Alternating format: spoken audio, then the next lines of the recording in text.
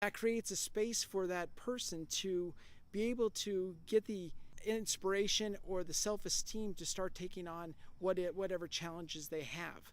So they're not going to care how old you are or what your past experiences are or what color your skin is or how much money you make or how smart you are.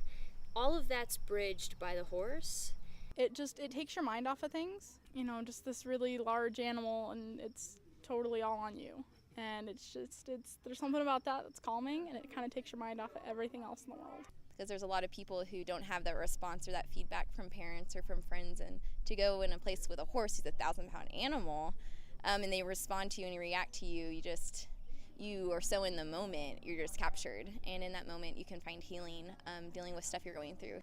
Life works against you a lot of the time, and so when you're fighting with life and it won't work with you, to come to a horse and have it work with you and be by your side. So definitely no one has control over something else, but having it work with you so you're not fighting against it definitely helps a lot, because you're coming from over here with grief and life and it's pushing against you to over here where a horse is going to work with you and make sure everything's okay.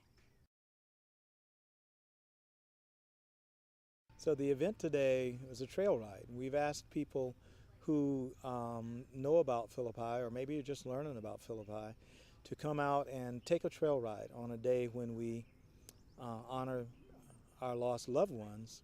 We've invited people who are past participants in our programs to be here, as well as people that are considering getting involved in leadership with the organization, or just people who may be considering supporting.